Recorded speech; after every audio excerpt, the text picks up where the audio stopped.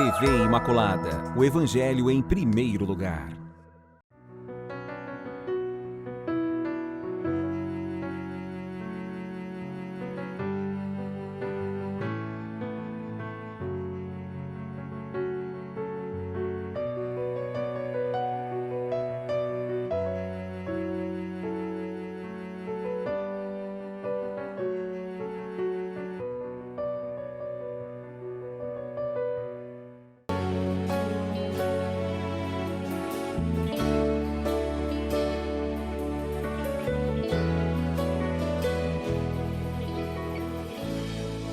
Muito bem, e é com essa trilha sonora tão bonita que marca os nossos encontros que nós estamos de volta ao programa Respostas, com uma saudação muito carinhosa, você que nos acompanha aqui pela TV Imaculada, mais uma vez, com essa paz que nós queremos trazer na nossa vida, procurar as luzes, nas luzes da fé, aquela esperança que nós precisamos para não desanimar diante dos obstáculos que a vida nos traz. Com muita alegria, eu, Padre Adriano, estamos aqui a serviço de cada um de vocês, com muita alegria. Nesse primeiro bloco, como vocês sabem, conhecem já o programa Respostas, é um trabalho de reflexão. Nós começamos o programa com uma reflexão. Eu sei que por vezes é meio cansativo, ainda mais sábado de manhã, mas é importante que essas reflexões trazem para nós iluminações, trazem para nós pistas muito importantes para quê? Para que a gente seja capaz de integrar a dimensão da espiritualidade na existência concreta da nossa vida. Não precisa separar uma coisa da outra. Dimensão da materialidade da nossa existência neste mundo e, ao mesmo tempo, saber que o transcendente já neste mundo nos orienta, nos conduz para a verdade, para o encontro definitivo com Deus, com a luz, com a plenitude daquilo que todos os nossos corações anseiam. E nós estamos refletindo nestes tempos sobre um documento do Concílio Vaticano II que nos ajuda a mudar um pouco a nossa mentalidade religiosa. Eu sei que muitas pessoas ainda estão ancoradas em um formato de pensamento religioso onde existe uma separação, onde se constrói ou se alimenta uma separação muito radical entre dimensão da espiritualidade e dimensão religiosa e dimensão da existência concreta, ou mundo profano e mundo espiritual. Esse esquema, ele precisa ser enfrentado, sem o qual depois nós não podemos reclamar da irrelevância, muitas vezes, dos nossos discursos religiosos para as pessoas que dizem: vocês não têm nada a nos dizer, vocês não têm nada a nos dizer no campo do social, vocês não têm nada a nos dizer no campo político. Por quê? Porque nós mesmos, por vezes, no nosso discurso, alimentamos uma distância homérica, um abismo entre vida de fé e vida concreta do nosso dia a dia. Então, por isso que o programa está refletindo nesses momentos sobre a iluminação que a fé traz para a nossa existência neste mundo. Exatamente. O tema que a Gaudium et Spes, que é este documento que nós estamos refletindo, está trazendo para nós, é a afirmação de que existe uma interdependência entre a pessoa humana e a sociedade. Não é aqui só a pessoa religiosa, que é a pessoa humana, que inclui eu, que inclui você, que inclui quem não tem uma religião. Então a Igreja admite que existe uma interdependência entre a pessoa humana e a sociedade humana. Exatamente. E para dar fundamento ou dar início à nossa reflexão, nada melhor do que vocês conhecerem o texto que vai motivar nossa reflexão de hoje. Esse texto nós vamos colocar à disposição agora de vocês. Boa leitura! A comunidade humana, interdependência da pessoa humana e da sociedade humana, parte 2. Porém, se é verdade que as pessoas humanas recebem muito desta vida social, em ordem a realizar a própria vocação, mesmo a religiosa, também não se pode negar que os homens são muitas vezes afastados do bem ou impelidos ao mal pelas condições em que vivem e estão mergulhados desde a infância. É certo que as perturbações tão frequentes da ordem social vêm em grande parte das tensões existentes no seio das formas econômicas, políticas e sociais.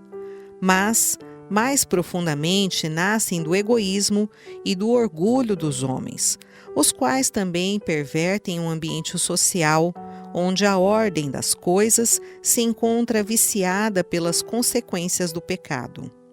O homem, nascido com uma inclinação para o mal, encontra novos incitamentos para o pecado que não pode superar sem grandes esforços e ajudado pela graça. Gaudium et Spes. É um texto, como vocês perceberam, um texto importante para nós que estávamos na parte 1. Talvez eu vou fazer uma ponte agora com o programa anterior, onde nós falamos sobre a interdependência que existe entre a pessoa humana e a sociedade humana, do ponto de vista das luzes que esta relação podem nos trazer. Então, o ser humano que interage com o ambiente social, cultural em que ele convive, no qual ele vive.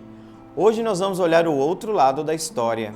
Esse ambiente, por muitas vezes, no qual o ser humano entra ou o ser humano vive, é condicionado por forças negativas, todas elas oriundas daquele desequilíbrio que é causado também na dimensão social, ou que tem uma repercussão social, que é a dimensão do pecado.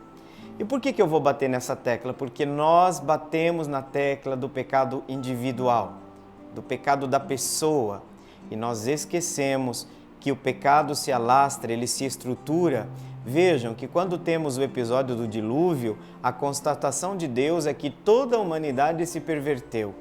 Toda a humanidade entrou no reino da injustiça. Toda a humanidade acabou criando um mundo perverso. E esta perversidade, ela termina por tornar mais complexo a própria forma do homem lutar contra o mal. Então o texto começa dizendo que se as pessoas recebem da vida social muita coisa boa, no sentido de ajudar a vocação pessoal, a realizar a própria vocação, mesmo a religiosa, vejam, a sociedade, por quê? A família, onde nós nascemos, ela está inserida onde? Ela está inserida dentro de uma sociedade, não está fora dela. Os cristãos vivem no mundo, estão no mundo, né? Esse sentido de equilíbrio entre o estar e o ser do mundo. Não somos do mundo nesse sentido, quando este mundo é exatamente o lugar da desconstrução do humano, o lugar da desconstrução do reino de Deus, o lugar da desconstrução do projeto de Deus. Mas todas essas realidades serão transformadas em Deus. Não é só nossa alma que vai ser transformada no final, é toda a humanidade, é todo o cosmos. São Paulo diz na carta aos Romanos, já ali no capítulo 5, toda a criação geme como que em dores de parto, esperando a plena manifestação dos filhos de Deus. Então, por um lado, essa interação que existe entre a pessoa humana e a pessoa humana recebe dessa sociedade os elementos que ajudam essa pessoa a realizar a própria vocação. Porém, aqui que tem um problema, né, gente? Porém, não se pode negar que os homens, por muitas vezes, são afastados do bem e impelidos ao mal pelas condições nas quais se encontram e estão mergulhados desde a infância. Pode-se dizer que, de certo modo, o ambiente corrompe, que o ser humano vem a este mundo numa história já inserida com os desequilíbrios que são próprios do pecado? Com certeza. Tem diferença alguém nascer no bairro Cachoeira e nascer lá na favela do Rio de Janeiro, ou aqui num bairro de periferia? Tem condicionantes na vida dessas duas pessoas? Seríamos ingênuos se nós disséssemos que não. O ambiente tem uma influência e nem sempre positiva no processo de desenvolvimento da pessoa humana. Então, esses ambientes no qual essas pessoas vivem e estão mergulhados desde a infância é um ambiente estruturado com vícios, com situações de pobreza, de miséria, de injustiça, que por vezes tornam ainda mais difícil esse processo de desenvolvimento da pessoa humana.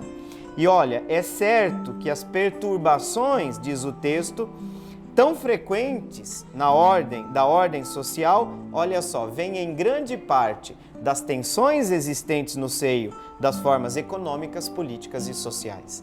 Então os nossos problemas não vêm só da ação interna do mal sobre nós, tá?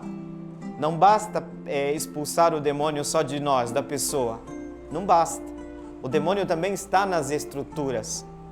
O mal também se aninha em nossa sociedade. E muitos cristãos não conseguem ver essa outra dimensão do pecado social. Hoje é ainda mais difícil porque estão impelidos por uma forte ideologia extremista e que nesse sentido a visão do todo fica ainda mais comprometida. E é claro que visões extremistas, volta e meia, elas aparecem, ora para a esquerda, ora para a direita, mas o problema desses extremismos é de trocarmos uma visão do todo por uma visão parcial. E ali nós ficamos fechados naquela concepção. Então, por exemplo, fica difícil para muitos entenderem que João fala do pecado do mundo. Eis o Cordeiro de Deus que tira o pecado do mundo. Não falou do pecado da alma. Claro, onde é que tem origem tudo? Se não muda o coração da pessoa humana, e a igreja sempre teve isso muito claro. O que a gente não pode esquecer é que o pecado se ramifica na sociedade. O pecado chega nas estruturas políticas. O pecado chega nas estruturas econômicas. O que o Papa Francisco tem batido numa tecla? Uma nova economia para um novo ser humano. Essa forma do evangelho de ontem, você vai servir 2 senhores. Hoje, o evangelho de hoje, do sábado, você vai ter 2 senhores nesse mundo. Ou você vai seguir um, ou você vai seguir o outro. Ou você vai seguir Deus e a vida, ou você vai seguir o dinheiro e a morte. Então essa estrutura do pecado do mundo, desse mundanismo, que as pessoas alegam só mundanismo, ligam a pecado moral da pessoa, mas não ligam mundanismo a pecado social. Essa é uma falha enorme na nossa catequese, na nossa fé, na nossa incapacidade de ver essas ramificações estruturais do pecado na sociedade. E todas, o que nós estamos sofrendo? O que sucede ano, passa ano, nós estamos sofrendo, porque o mal se estruturou no mundo político. E aí, serve de quê? Nós ficarmos somente atirando pedras e dizendo que está errado. E aí a gente precisa, como cristãos, reagir a este mal. É óbvio que essa reação requer de nós, estando numa sociedade corrompida, porque o que é a corrupção? A corrupção é a resposta do coração humano que se deixa seduzir porque quer poder, porque quer dinheiro. Agora, quem é corrupto? É só pessoal de esquerda? Que bom que se fosse. Quem é corrupto? É só o pessoal de direita? Que bom que fosse. Não! A corrupção está dentro do coração humano, independente se ele é de linha A ou de linha B. Quantas vezes a gente vai ter que dizer isso? O mal da corrupção está dentro do nosso coração. Quantas vezes nós pisamos nas pessoas por causa do dinheiro? Quantas vezes por causa do dinheiro a gente perde a nossa dignidade, o nosso respeito pelo outro? Por quê? Porque o interesse fala mais alto. O egoísmo grita mais forte quando o nosso coração se perde pelas forças do pecado. Então nós precisamos olhar que boa parte dessas tensões, elas provêm de uma estrutura já de desequilíbrio já presente na sociedade. Olha só, nesse sentido, esse desequilíbrio inverte a ordem das coisas e as coisas ficam viciadas, tá? A ordem das coisas se invertem e existe uma espécie de vício social, a Gaudium et Spes está dizendo para nós, pelas consequências do pecado, tá? E o homem que nasceu por causa do pecado com essa inclinação para o mal, encontra nesse ambiente social o quê? O incitamento para o pecado, que se traduz em afastar-se do bem e inclinar-se para o mal. E esse ser humano, essa luta que esse ser humano tem que fazer, não é só uma luta interior, mas ela vem agravada. Essa batalha se torna ainda mais difícil pela força do pecado que se encontra no ambiente social em que nós vivemos. Eu estou falando isso porque a moral social ainda, infelizmente, é uma ilustre, desconhecida dentro da nossa visão religiosa. Por isso que eu bato nessa tecla. Por que a gente bate numa tecla? Quando a gente percebe que existe um desequilíbrio na visão de totalidade da repercussão, por exemplo, do sentido da religião e da fé no cotidiano das nossas vidas. A fé é uma luz que ilumina todas as realidades. Então, falar de política é importante para nós quando esse política é um P maiúsculo. E nós falamos porque também realidades políticas, realidades sociais e realidades econômicas devem deixar-se iluminar pela luz da fé. Muito bem. Obrigado pela sua presença. Por quê? Porque nós chegamos ao final desse primeiro bloco, mas a notícia boa é que nós temos ainda 2 blocos. Nós vamos para o intervalo e já voltamos até daqui a pouco.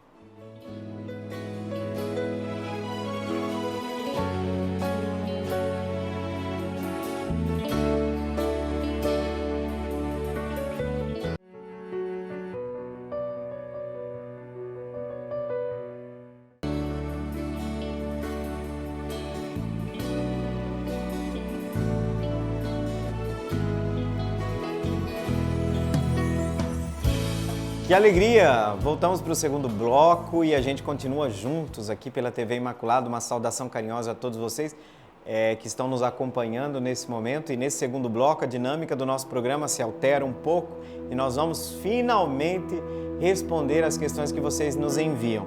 E eu gostaria de começar o programa de hoje fazendo uma retrospectiva de uma pergunta que foi feita ao final do programa passado. Tem relação com o tema de finados, mas é um tema tão importante que quando eu comecei a responder essa pergunta da Maria Luísa lá do Monte Castelo. Ô Maria Luísa, talvez você esteja aí.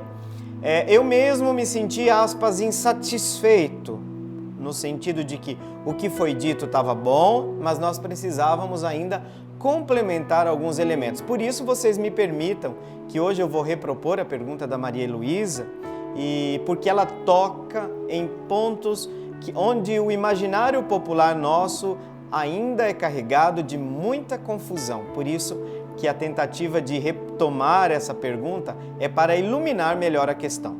E padre, qual foi a pergunta da Maria Luísa? A Maria Luísa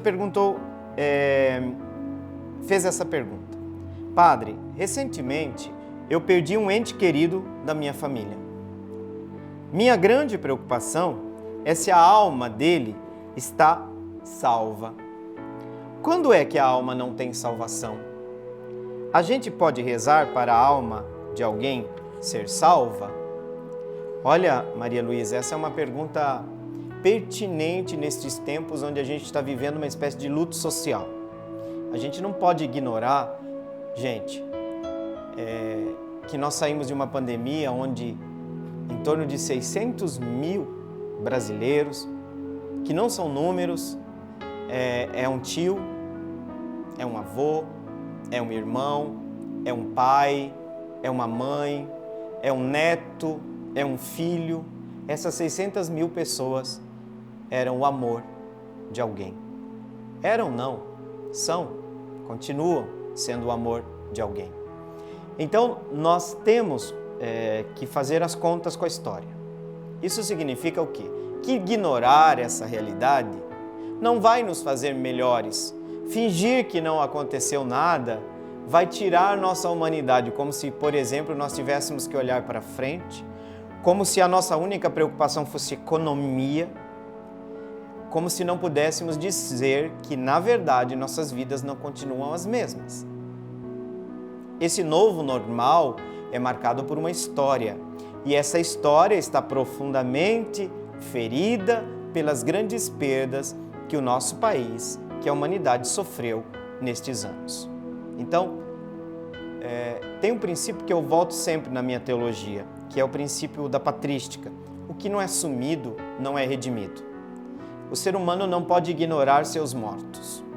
Nós não podemos deixar, é uma questão da nossa humanidade, o luto, mas não o luto que vai nos levar ao fechamento, à tristeza. Por quê? Porque nós temos que olhar para o horizonte. Nós temos que olhar para frente agora, até por eles. Até mesmo por eles nós temos que olhar para frente. Também por causa deles que nós temos que levantar nossos olhos, nossa cabeça, ainda que nossos olhos estejam chorando. Por eles também nós temos que vencer, superar essa crise, superar as dificuldades que nós estamos enfrentando, porque se tem uma coisa que eles estão fazendo agora é torcendo por nós que continuamos na dimensão peregrina deste mundo. Isso tudo para dizer que existe uma ponte entre o céu e a terra, e os que foram estão, de certo modo, presentes. Estão presentes. Não estão mais na forma física, é verdade, mas estão presentes na nossa vida. Os nossos mortos continuam falando pelo amor que tiveram conosco, pelos ensinamentos que nos deixaram, pelos valores que viveram. Então, eles continuam vivos na nossa caminhada. Então, não vamos ignorar essas pessoas que ficaram para trás. Elas estão juntas conosco, porque nós estamos indo todos juntos. Então, estão numa outra dimensão. Então, é importante manter a ponte entre o céu e a terra. Os cristãos sempre tiveram uma relação muito presente, uma veneração e uma sintonia com todos aqueles que já são falecidos. Haja vista que nós celebramos um dia, inclusive todos eles juntos, a comemoração, dia 2 de novembro, a comemoração de todos os fiéis defuntos. Isso significa que nós temos que prestar contas também à história e saber que a nossa história não é uma história de um indivíduo que vai sozinho vencendo o mundo, mas é uma história de uma equipe. Nossa salvação é um trabalho de equipe. Ao mesmo tempo profundamente individual e pessoal, ao mesmo tempo profundamente comunitário e eclesial. Então, nessa salvação nossa, nesse caminho para Deus, estas pessoas são nossos irmãos que nos precederam. Eu gosto desse termo, aquelas que nos precederam na meta para a qual nós estamos caminhando.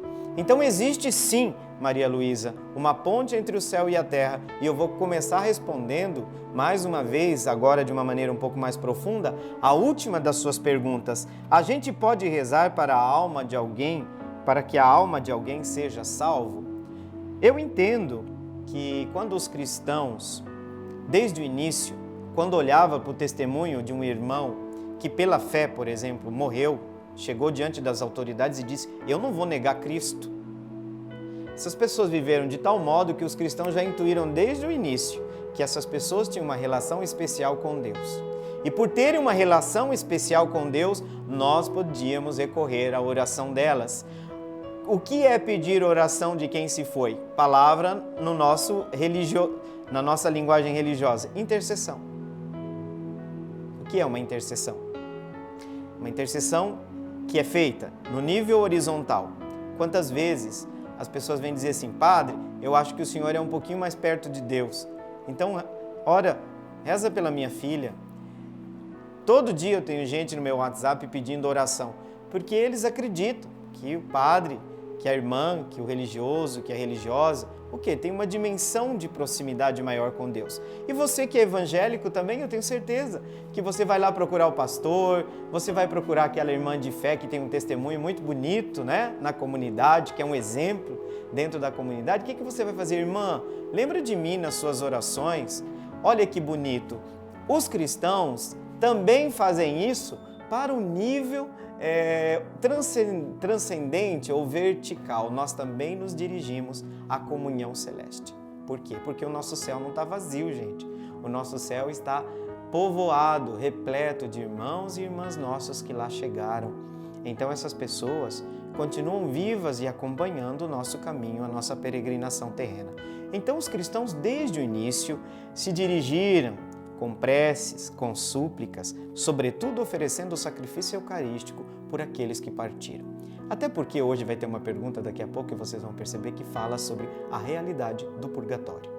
Então nós temos irmãos que já estão na glória, vivendo face a face da plenitude, digamos, desse encontro com Deus.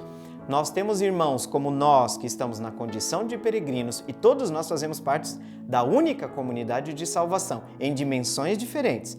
A dimensão, vamos começar por aqui, deixa eu voltar. Voltando, a dimensão peregrinante, todos nós somos igreja que está peregrinando no mundo. A dimensão purgante, que aí parece que de purgante aqui lembra do remédio que a gente tomava para o estômago. Não, mas aqui é de purgar, que é purificar, a ideia é de purificação. Estão nessa fase de purificação, realidade a qual nós chamamos estágio ou estado de purgação, de preparação para o encontro final com Deus, já salvos, mas em estado de purificação, e aqueles que alcançaram o face a face de Deus. Todas essas três dimensões formam o que nós chamamos de comunhão dos santos. Os santos não são só aqueles que já foram. Por quê? A igreja não cria santo, a igreja reconhece. Então o santo, Madre Teresa, viveu entre nós, viveu a santidade aqui neste mundo. Então nós temos hoje inúmeras pessoas que estão ao nosso lado, talvez nunca vai ser canonizado, a gente não vai invocar assim, santo fulano ou santo, mas nós sabemos de pessoas que vivem o evangelho de maneira tão heróica, tão coerente, tão bonita. Gente, nós temos muitos santos ao lado, nós temos muitos santos vizinhos, pessoas que vão ser canonizadas amanhã, religiosas, religiosos, padres, leigos, cristãos, jovens, adolescentes que estão convivendo conosco hoje, já são santos. Só que amanhã, depois que eles passarem para outra dimensão, a igreja vai dizer, gente, esse aqui viveu entre nós, mas era um santo. Era uma pessoa que viveu totalmente em Deus, totalmente apaixonada por Deus e pelos homens, a caridade, o amor. Esse amor apareceu na vida de santidade dessa pessoa. Então vocês veem que a comunhão dos santos inclui essas três dimensões. Tanto que tem santo que diz até que nós podemos pedir a intercessão das pessoas, das almas que estão no purgatório, por exemplo, que estão na dimensão de purgação. Por quê? Porque, de certa forma, eles já contemplam parte da alegria e eles não se deixam consumir pela dor exatamente porque já estão na alegria de saber que serão abraçados plenamente com Deus. Isso é irreversível, eles só estão se preparando para esse momento. Então, Maria Luísa, sim, a coisa mais bonita que nós podemos, aquilo que é mais apropriado nós fazemos pelas pessoas que nós amamos hoje, é oferecer os dons espirituais, porque é a única coisa que passa para lá. Para lá não passa roupa de marca, não passa conta no banco, não passa dinheiro, não passa Pix. Para o céu não se passa Pix, para o céu se passa o dom do nosso amor e da nossa fé oferecidos aos que foram e que estão se preparando para o encontro final com Deus. E nós também sabemos que a comunidade lá de cima não descansa, não.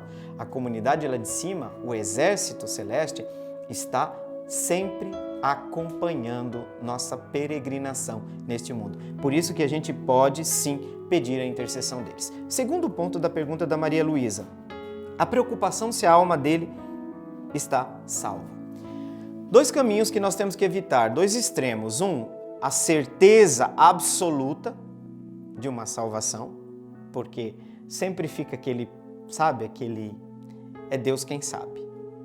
Na última instância, a gente não teve acesso à consciência do ser humano. Até uma pessoa que, por exemplo, eu fico pensando, quem encontrou o ladrão da cruz? Quem foi roubado pelo ladrão da cruz? Provavelmente deve dizer, esse aí vai para o inferno, né? Mas o ladrão, na última hora da sua vida, se tornou para nós bom, não porque ele era ladrão, porque também o mandamento da lei de Deus diz não roubar, mas porque naquele último momento da sua existência, sua consciência se abriu para que a luz de Deus penetrasse sua escuridão. Salvo. O ladrão ouviu uma coisa que seria a coisa mais linda para a gente ouvir nesse mundo, né? Hoje mesmo você vai estar comigo no paraíso. Eu sei que os critérios de juízo de muitos nós não permitiriam uma coisa dessa, mas ele viveu como um ladrão, só na última hora, claro, na cruz é fácil se arrepender. Para Deus não importa. Para Deus, o último suspiro, ainda que seja, é uma ocasião para Deus deixar esta alma receber a luz divina e a acolhida de Deus. Então isso é muito bonito, dizer que nós temos que deixar sempre o último ponto para a misericórdia de Deus. É óbvio que nós sabemos que essas pessoas que nós veneramos e que a igreja diz que está no céu, nós temos esta certeza.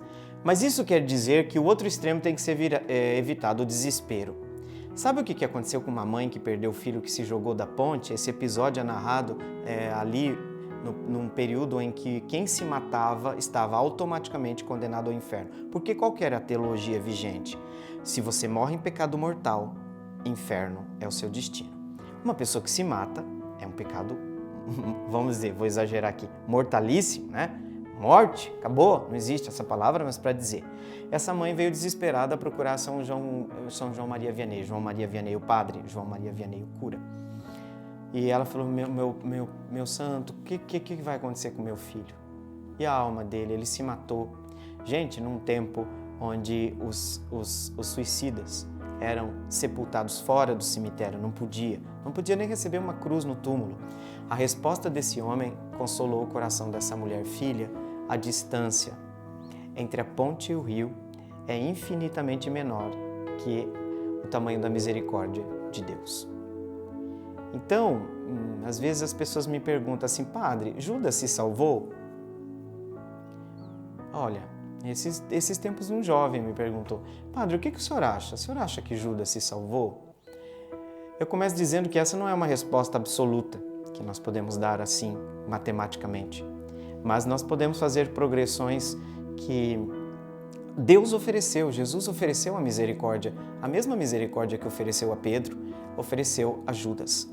Mas a resposta de Judas, por vezes, talvez tenha sido a de não acolher essa misericórdia. Mas da parte de Deus, eu tenho certeza que Deus não teria problema nenhum em perdoar, inclusive Judas, do seu pecado, da sua traição. Porque todos nós temos um Judas dentro de nós também, gente. Vamos ser sinceros. Quem de nós, eu falo que uma última oração que se eu tivesse tempo de fazer na minha vida seria Kyrie eleison, que seria dizer as últimas palavras nesse mundo, Senhor, piedade. Que o Senhor tenha misericórdia de nós. Não se desespere, confie em Deus, continue fazendo suas orações pela pessoa amada e não se esqueça, o mar da misericórdia de Deus é um mistério muito grande e que vai além dos nossos raciocínios. Muito bem, obrigado Maria Luísa pela sua pergunta, gente. E nós ficamos por aqui no intervalo, vamos para o nosso intervalo agora e não saia daí porque vamos ter a pergunta sobre o purgatório no próximo bloco e nós já voltamos.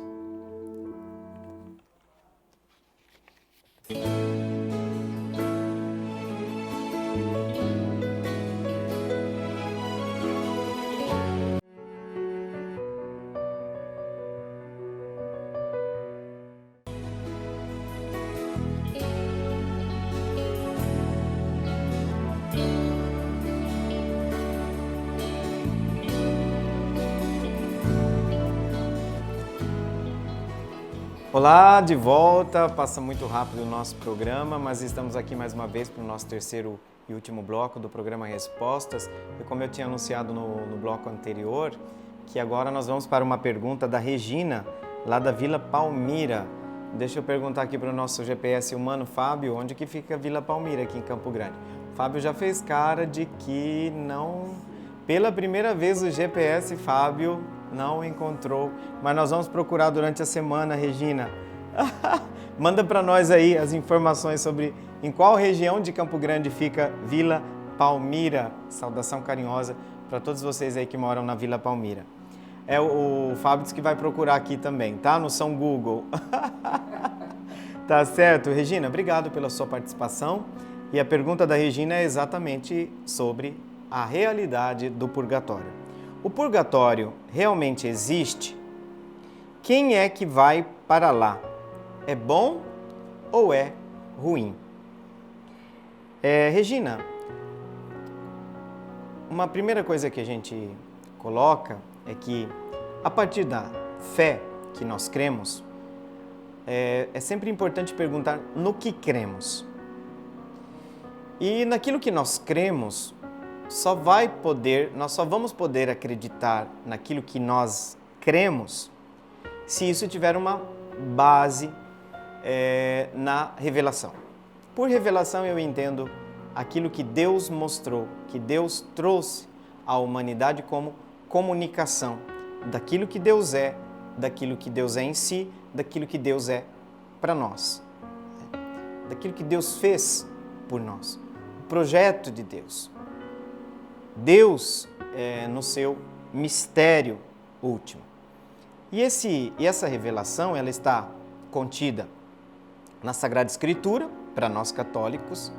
A Sagrada Escritura é inspirada, nós acreditamos que é um livro de revelação, e também na modalidade de comunicação oral entre as comunidades que continham as pregações dos apóstolos, as celebrações litúrgicas, onde a comunidade rezava orava a partir desses conteúdos revelados naquilo que nós chamamos de tradição apostólica ou de tradição oral, porque nem tudo foi compilado ou colocado por escrito, então nós temos também esta dimensão da revelação presente na tradição apostólica.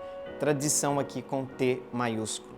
Eu falo isso porque é importante para não confundir tradição com tradições, que já é minúsculo e tem...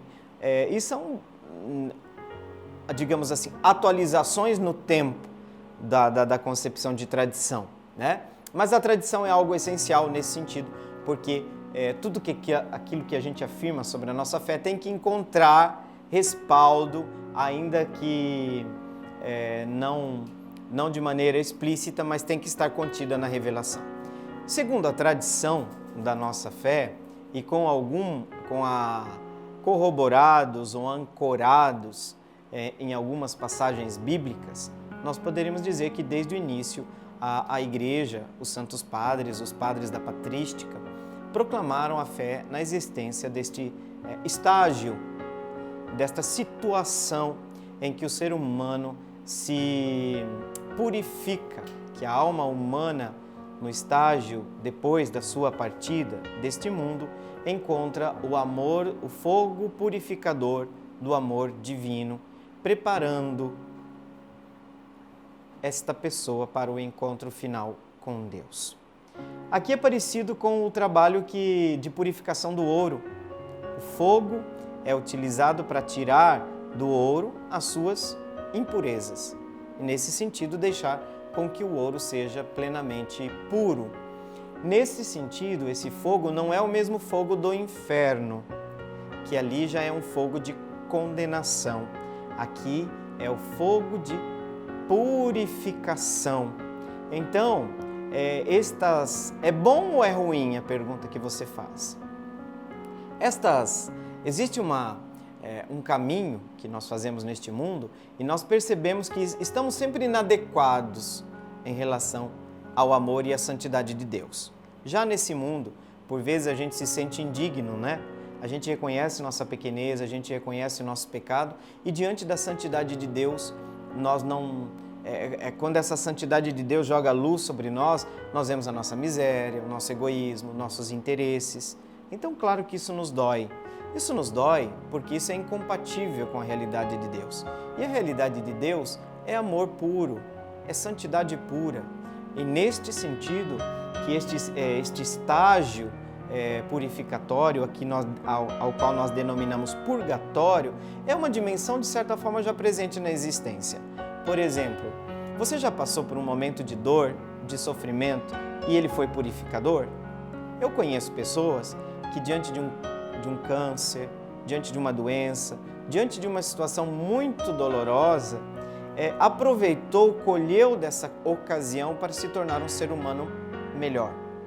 É óbvio que o sofrimento, por vezes, pode nos endurecer, mas existem situações purificantes ou situações que nos preparam para crescermos espiritualmente, para crescermos como ser humano, para crescermos na nossa vocação. Por vezes, o próprio padre, por exemplo, enfrenta uma comunidade que vai mostrar para ele que ele é muito orgulhoso, que ele pensa demais em dinheiro, que ele é muito egoísta. Eu, por exemplo, muitas vezes me senti purificado pela fé do povo. No meu ministério. Então, o que a gente percebe? Que existem situações da nossa vida que nos ajudam a enfrentar o nosso pecado, a nos desenvolver para a vida de santidade, ou nesse sentido, à medida que mais avançamos nesse caminho de santidade, mais nos aproximamos de Deus. Por quê? Só Deus é santo. Só vós sois o santo, nós proclamamos no Glória, já no início da nossa celebração de Assembleia Reunida. Só vós sois o santo. Então, esta santidade de Deus que se reflete em nós, funciona como uma atração até o encontro final. O que pode nos impedir deste encontro final? Não o julgamento de Deus enquanto destino. Por quê? Porque as pessoas que estão no estágio de purgação já estão destinadas ao encontro final com Deus. Estão salvas. Mas o único empecilho que existe para este encontro final é exatamente algo que é incompatível com a natureza de Deus, que seria o egoísmo. O egoísmo não é porque Deus não nos quer nos abraçar. Deus quer nos abraçar, mas Deus não pode acolher o pecado. Deus não pode acolher o mal, mas a nós Ele quer. Então esse é o processo de separação. Eu digo assim meio brincando, Regina, que Deus faz no purgatório aquilo que a gente fala mais ou menos entre nós assim. É preciso jogar a água suja quando você lava a criança, não a criança. Então o que Deus está fazendo com a gente? Está dando um banho. É que normalmente a gente associou purgatório a fogo, né? Por causa da visão de alguns santos. Mas é parecido com aquele banho regenerador do batismo. O que é o banho? Você não passa o dia todo, por exemplo, esses dias muito quentes, você não vê a hora de tomar um banho, de purificar, de lavar todo o seu corpo. Eu digo que o purgatório é esse banho que nós damos para tirar as últimas impurezas, as últimas sujeiras do nosso corpo, da nossa alma, do nosso ser mais profundo, para que possamos nos apresentar diante do Altíssimo. Uma coisa parecida, bíblica, que me veio agora, Regina, que veio aqui na minha mente, o episódio do rei que faz um banquete e convida todo mundo. Aí entrou todo mundo, mas lá pelas tantas, embora a gente precise entender que a pessoa que não estava preparada, depois ela foi expulsa do banquete, mas por quê? Porque ela não estava portando o hábito nupcial. O que é esse hábito, se pergunta? O que nós podemos traduzir? O que é essa roupa que é de festa que a pessoa não estava vestida? Então veja, é preciso estar pronto para a festa. É preciso estar pronto para o banquete. Mas eu também uso uma comparação. Você imagina quando você é chamado para um churrasco, para uma festa de família, para um almoço festivo e você com uma cara de limão azedo? Tá? Então a pessoa está carrancuda, está triste. Tanto que é verdade que quando a gente não está bem, a gente não gosta de ir em festa, não é? Não é assim? Então o que é que a gente vai fazer no purgatório? Lá no céu tem festa. Como é que você vai entrar lá assim? Festa, alegria, plenitude, vida. E eu gosto de uma frase de um padre já falecido, um grande amigo meu, o Padre Edson, lá da Diocese de Dourados, que ele dizia uma frase, não é dele, mas ele repetia nas homilias, eu era seminarista, acompanhava ele nas missas e essa frase ficou sempre na minha cabeça. Quem não gosta de festa vai ter dificuldade no céu. Ele falava, quem não gosta de festas vai ter dificuldade no céu.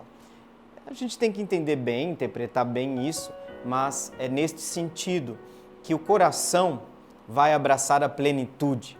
E essa plenitude só se abraça quem está completamente transparente para acolher toda a realidade de Deus. Então, o problema não está em Deus, tá? Não é que Deus não nos quer logo. Por que não abraça logo? Já sofremos nesse mundo, para que essa história de purgatório? Não, o problema não está em Deus, a questão está em nós. E aí, Deus quer nos abraçar plenamente. Enquanto tem pecado, Deus não consegue nos abraçar plenamente, tá? Enquanto tem resquício de egoísmo, da nossa condição adâmica, não é possível Deus abraçar completamente, porque o abraço que Ele quer dar é um abraço eterno. Por quê? Porque a meta final da nossa salvação qual que é, Regina? Até que Deus seja tudo em todos. Como é que Deus vai ser tudo em nós? Se existe algum canto, alguma área da nossa vida que precisa ser iluminado. Por isso que eu falo para as pessoas, você tem rancor de uma pessoa? Você tem muita raiva, muito ressentimento? Você sabe que você não vai poder entrar no céu com isso. Vai chegar uma hora que você vai ter que fazer uma escolha. Ou você abraça o seu rancor, ou você se cura. Então, por isso que a palavra de Deus diz, você sabe que o teu irmão tem alguma coisa contra você? Resolve com ele enquanto você está no caminho, antes de você se apresentar diante do juiz. Porque ninguém vai entrar no céu com ódio e com rancor de alguém. Mas não é porque Deus não quer, porque o céu é incompatível com rancor. Sabe? Então, nossas feridas profundas, eu sei, mas padre, essa pessoa me fez muito mal, essa pessoa acabou comigo. Eu entendo, conversa com os teus sentimentos, acolhe o direito que você tem de você ter essa raiva, mas agora chegou a hora de você se livrar dela, porque é você que está segurando. Às vezes a pessoa não está nem aí para você, se você está com raiva, se você não está, mas é você que está segurando a brasa. É você que está sendo queimado, é você que está sofrendo.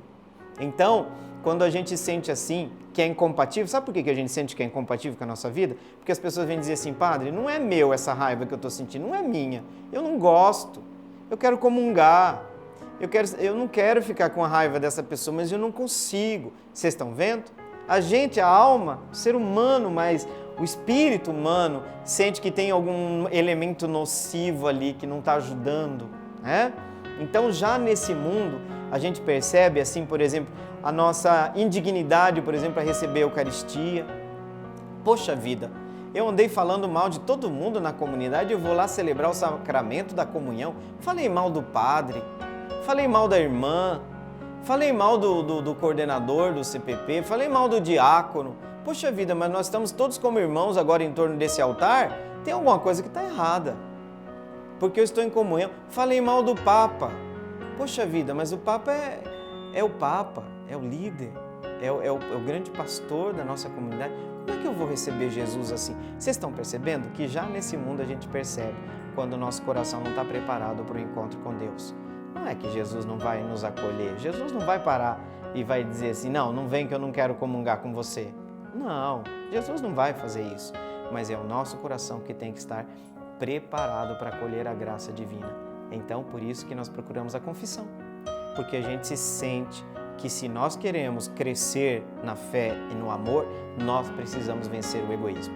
Nós precisamos nos purificar. E nesse mundo, sabe qual que é a palavra que dá para purgatório no outro mundo? Conversão. O que o purgatório vai fazer para terminar o trabalho, a gente começa nesse mundo. E a gente começa nesse mundo com conversão. E quem que não precisa se converter, gente? Todos nós precisamos nos converter. Eu, como padre, tenho que me converter muito ainda. Eu tenho que me doar muito mais. Eu ainda sou muito egoísta, penso muito em mim. Entendeu? Você pai, você mãe, você trabalhador, você empresário, você que está na fazenda, você que está no sítio. A gente precisa melhorar muito daquilo que a gente está fazendo na nossa vida. Por isso que a conversão nesse mundo é um caminho que nós vamos fazermos para estarmos o máximo possível preparados para o dia final, o dia da nossa chamada. Mas o que faltar, Deus vai nos ajudar depois. O que importa é que no final nós vamos abraçá-lo. Esse é o sonho de todos nós. É isso, chegamos ao final do nosso programa Respostas de hoje. Eu deixo um abraço carinhoso, afetuoso para todos vocês e invocamos nesse momento a bênção da Virgem Imaculada, assim carinhosamente invocada e chamada por São Maximiliano Maria Kolbe. Pela intercessão de Maria Imaculada, desça sobre você, sobre sua vida, sobre as pessoas que você ama, sobre aquelas pessoas que você ainda não consegue amar suficientemente. A bênção de Deus Todo-Poderoso, Pai e Filho e Espírito Santo. Amém. Ficamos aqui com um grande abraço, com a promessa do reencontro. O programa Respostas fica por aqui. A programação da TV Imaculada está aí escancarada para você como uma programação de paz, de alegria, de evangelização. Grande abraço a todos vocês. Muito obrigado pela companhia.